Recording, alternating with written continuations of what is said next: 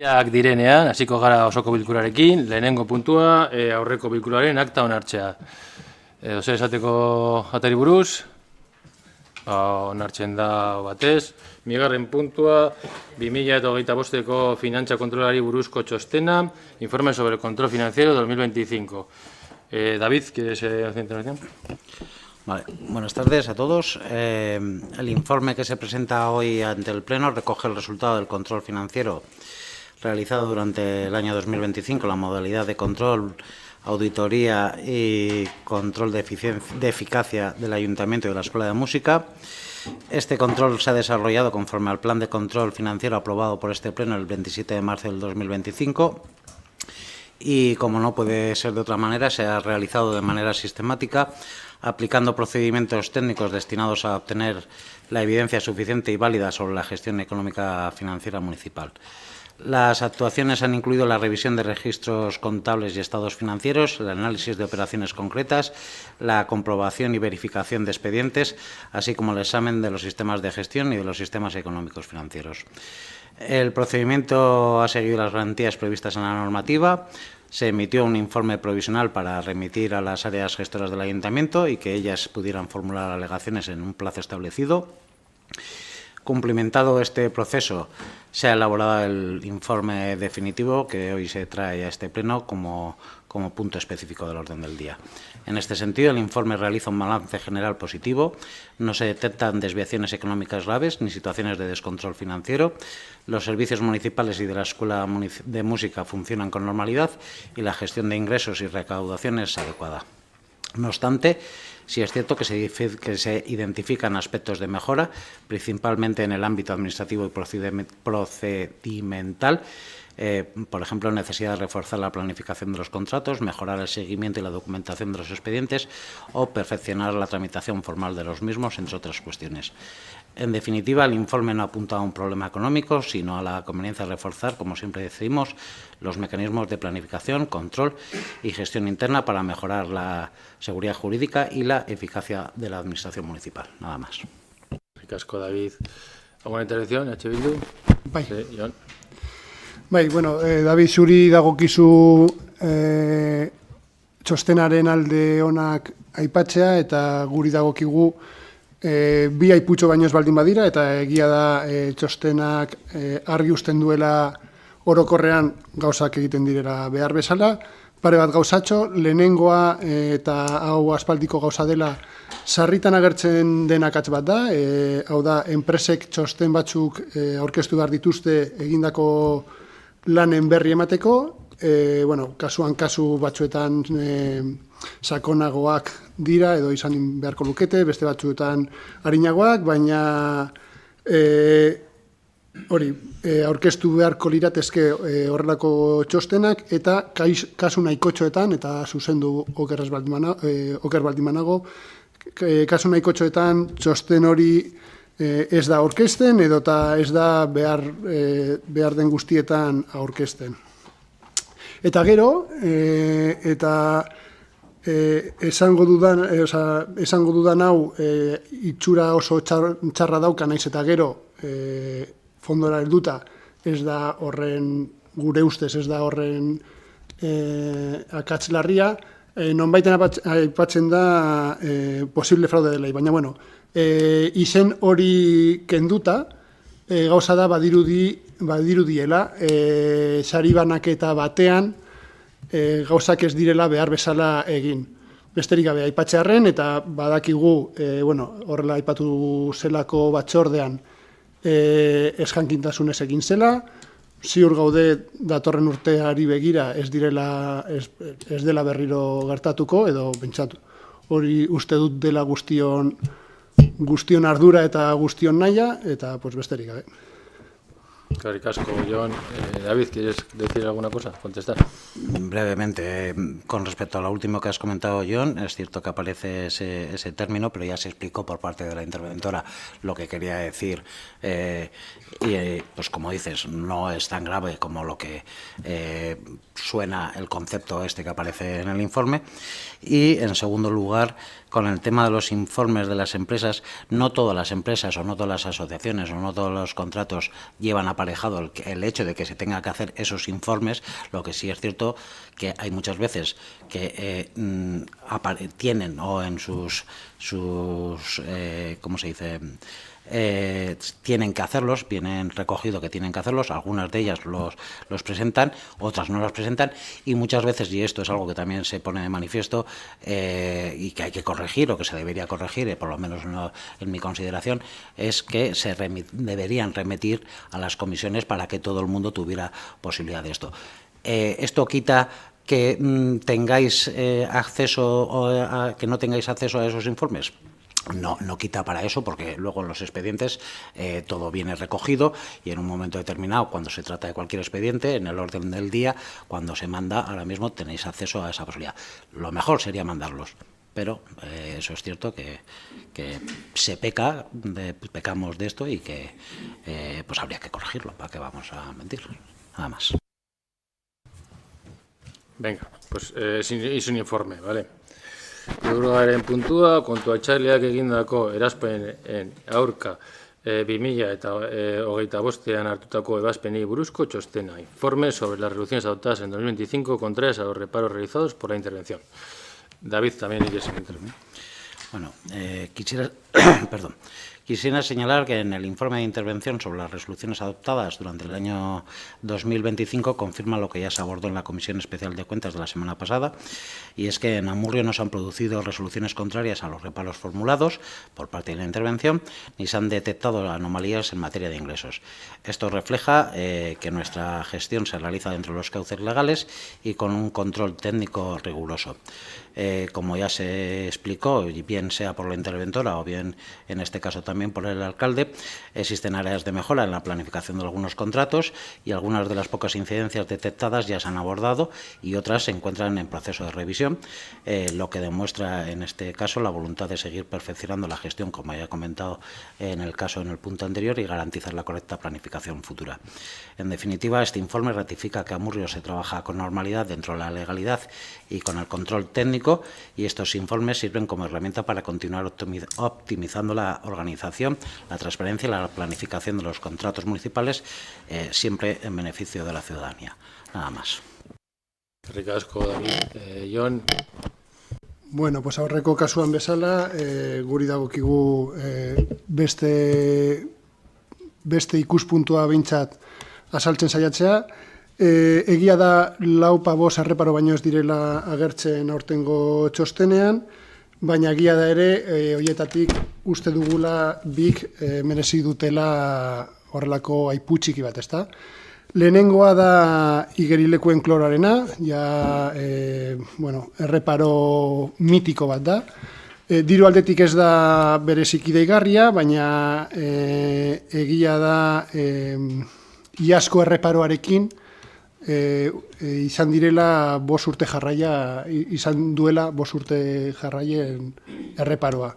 Orduan, oker ez baldin banago, hasi zen 2024, ez dakit. 25, 24, 23, 22 eta 21. Vale, 5 urte horiek. Hori, diru aldetik bereziki deigarria ez baldin bada,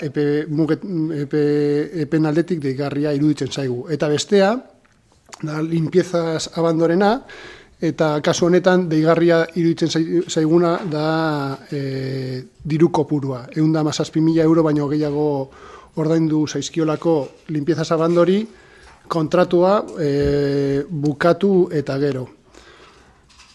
Hori, eta gero badaude beste 2-3, sin más, eguneroko jardueran gerta daitekeen edo, ez dakit,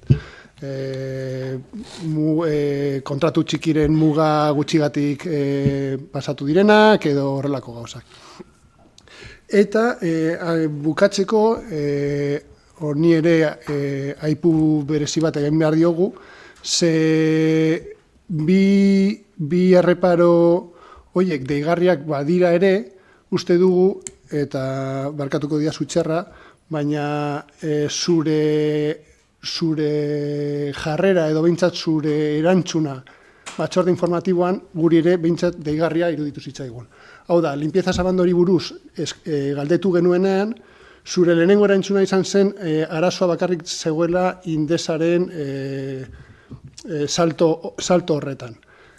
Geroago, eztabaida txiki bat eta gero, ikusi genuenean, erreparoen epea hasi zela 2024ko maiatzean, orduan ja, arazoa esen, enpresa batetik bestera salto egiteko prozedura horretan, baizik eta beste arazo batzuk zeuden eta beste errudun batzuk zeuden. Baina, inondik inora, inongo autokritikarik egin gabe. Orduan, gure pertsepzioa izan zen, zinela benetan konstiente erreparo honen tamainaz, eta, errua beti beste batzuena dela, eta ez dagoela autokritikarik. Hori izan zen, guk jaso genuen percepzioa. Contesto yo por alusiones a este tema que me he preguntado. Es verdad que hablamos en la comisión así, no sabía concretamente cuándo había sido hecha Indesa, luego lo hemos mirado y fue por Indesa. En ese momento entramos en el accionariado, ya sabéis que Indesa es una sociedad pública, entró el ayuntamiento, ahí se decidió que la prórroga, que no se sacaba un nuevo pliego porque la idea era ir a Indesa es una sociedad pública, era rescatar el servicio, llevarlo de una forma pública y directa y además inclusiva, que eso es Indesa. Aquí lo que se ha hecho es prorrogar el contrato, no se ha hecho a dedo como en el ayuntamiento de Llodio, por ejemplo, que ha salido en prensa estas últimas semanas, lo que se ha hecho es prorrogar el contrato para tener esa seguridad de también esas personas de subrogación pasen a Indesa y es verdad que durante ese proceso ha tardado pues porque la empresa privada en cuestión pues está poniendo trabas pues para que todo esto vaya para adelante, ¿vale? O sea, sí que ha sido por Indesa.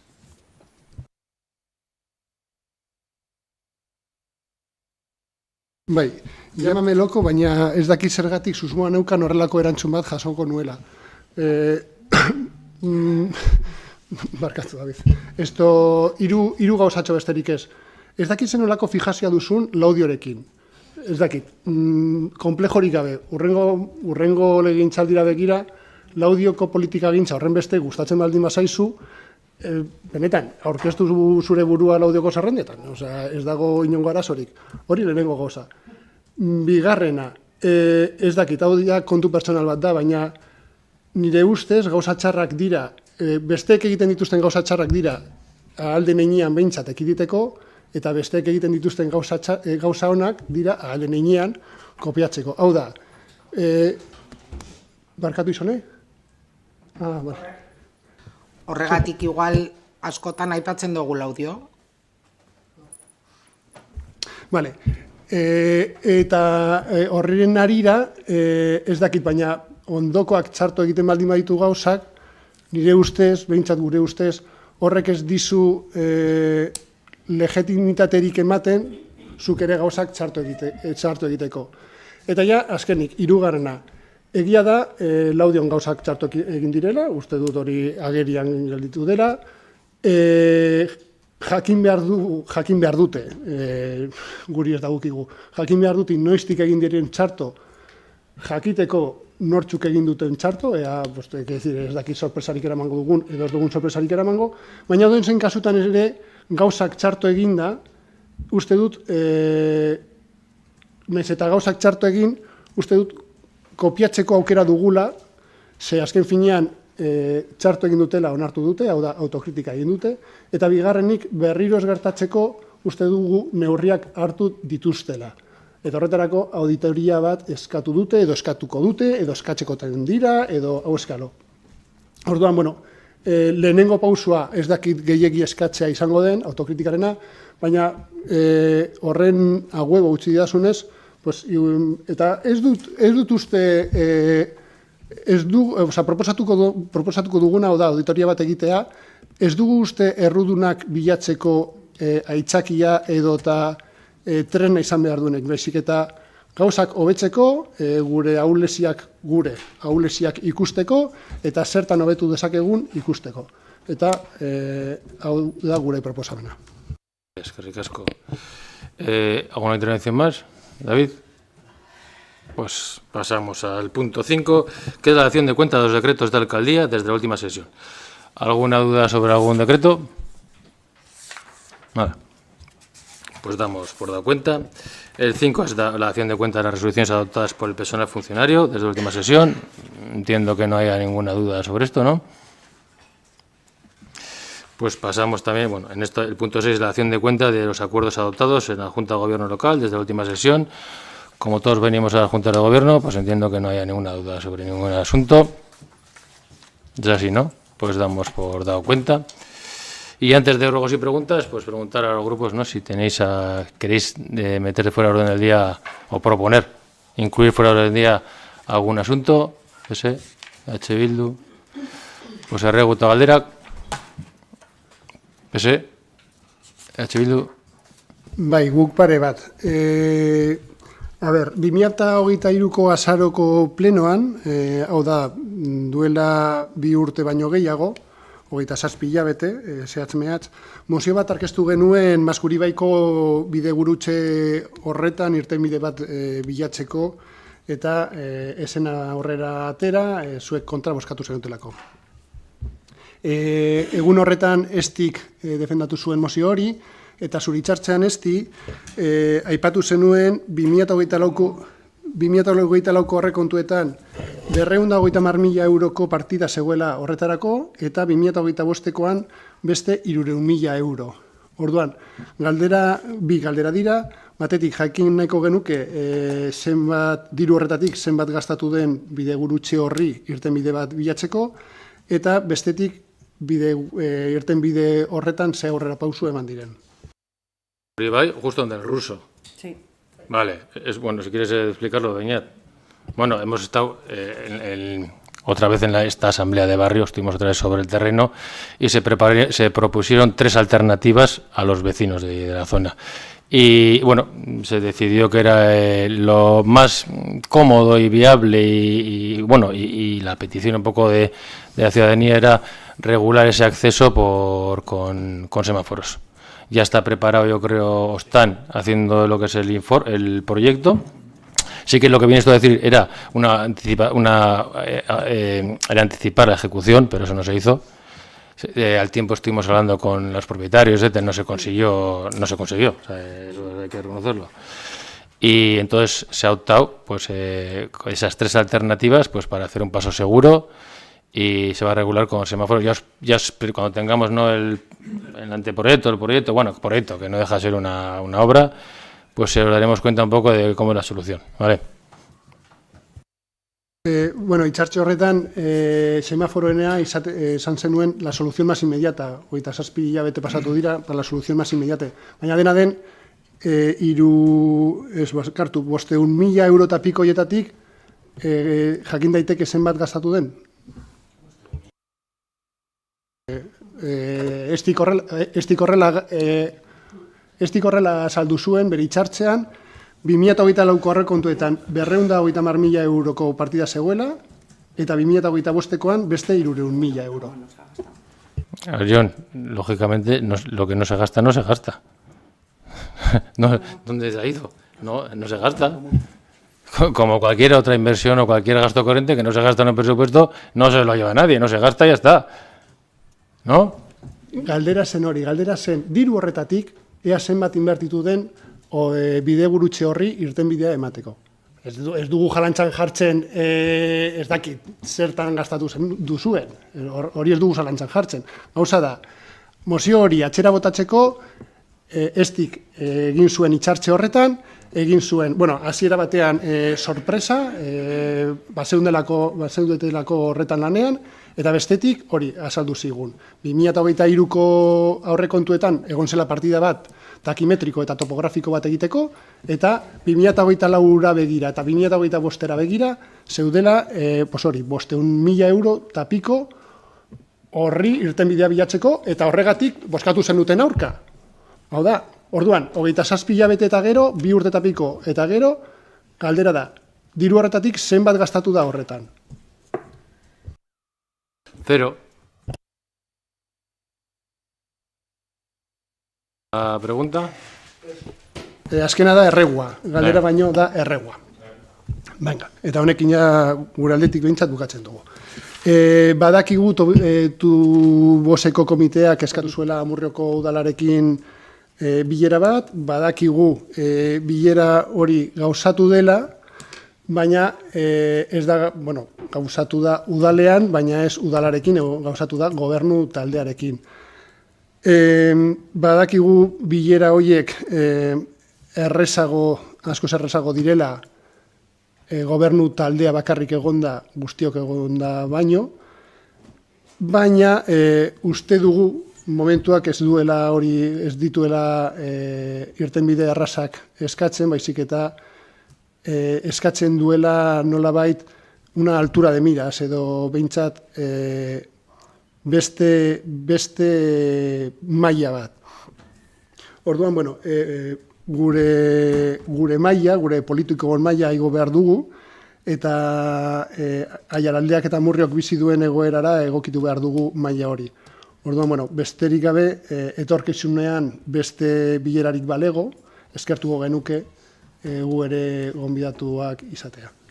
No ha sido por hacerlo fácil, es porque somos el equipo de gobierno y el ayuntamiento es el equipo de gobierno y se reúne con el comité de empresa, que es la petición. Si queréis reuniros vosotros como grupo político de la oposición, os podéis cuando queráis. Si hay otra reunión con el comité, nos reuniremos el equipo de gobierno. ¿No? Ha sido claro, ¿no? Oso argia, eta horrela jarraituko dugu orduan. ¿Alguna otra cosa? Pues siendo las 6:21, damos publicación este pleno.